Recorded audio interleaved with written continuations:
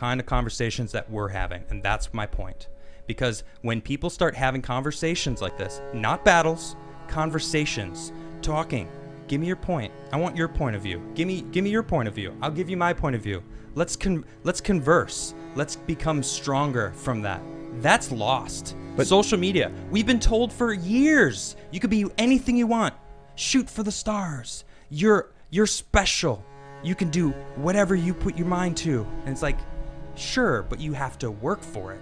You aren't special. We're ants on this earth. You gotta work. You gotta get up and do work if you want to be anything. These conversations have been happening in circles like the intellectual dark web, and on shows like Joe Rogan, where the biggest podcast in the world routinely rags podcast in the world is completely unable to stop the rapid transformation of society and the destruction of our founding fathers and the general who defeated the Confederates. Dude. Even though the Joe Rogan podcast has been around for a decade, and he's hosted Jordan Peterson and Ben Shapiro and the Weinstein brothers and Dave Rubin and Crowder, and we've had these conversations over and over and over again.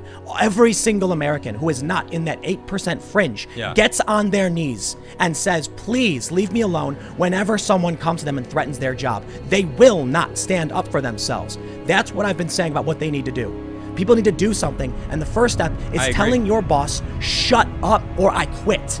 But they won't. So video games get made that are ridiculous, that have insane plots and insane ideologies. People complain about it. They get called Nazis in the press. Yep. And the regular people know it's crazy. They're watching their cities burn down. And then what happens when they rip down Thomas Jefferson? Nothing. You're and right. The Democrats in New York City are calling now for Thomas Jefferson to be removed from the New York City Council chamber. And where are our politicians? Where are the regular Americans, the silent majority, to stand up and say, we'll be silent no longer? Nowhere to be found. What are they going to do? They're going to go in the voting booth and say, I'm going to pull the lever for Trump, who in the past 4 years has been unable to stop any of this. We've had a great economy. A lot of people made a lot of money. And what's happened? It's been worse. So here's what I think is going to happen. If Trump wins, the left will go insane and burn it all to the ground, and regular people will hide in their homes with their newly found love of guns, and they'll say, oh no, what do we do? And the left will probably gain tons of ground and go insane, and people will say, please leave me alone. And if Joe Biden wins, they'll take over all our cultural institutions, they'll put psychotic and insane definitions in our dictionary, and they will take over, and regular Americans will say, please, for the love of God, just leave me alone. And they never will. They'll never stop coming. They will take your job away. They will come for your parents. You will do something wrong, they'll fire your mom. They'll come to your house with fireworks and guns, and Americans will still just say, please, just leave me alone. And that's how it is. Even in the Revolutionary War, most people, the largest majority of people, were non-initiated. There was a small faction saying no revolution, there was a larger faction saying revolution, and the bulk said, please just leave me alone. So long as we've been dealing with the psychotic cancel culture, and I've been hearing about people like James Lindsay saying this, and Coleman Hughes saying, I get messages all the time from people saying, this is insane and must stop. Well, where are you to stand up at your job and tell your boss to shut up when he says, I'm going to put out this bland brand message that panders to these woke lunatics? Where are you to say, if you do that, I quit? They say, fine, quit. Okay, I will. And I'll go start my own company. Nowhere to be found. So we have these conversations, and what happens? I'm under threat from being banned every single day. I just had a video today labeled as hate speech, and when I asked them to overturn it, they said, not this one. You're on thin ice, but don't worry, Tim, you mostly play by the rules. We're okay with what you say. So how long until they cut my channel off? And they've been doing it over and over again for the past several years, and people are nowhere to be found. Now, of course, they go online and they'll post things, but then when it comes to their real life job, when it comes to the woke mob coming for them, they just bend the knee and they beg, please, please, woke lunatics, just don't hurt me and I'll leave you alone.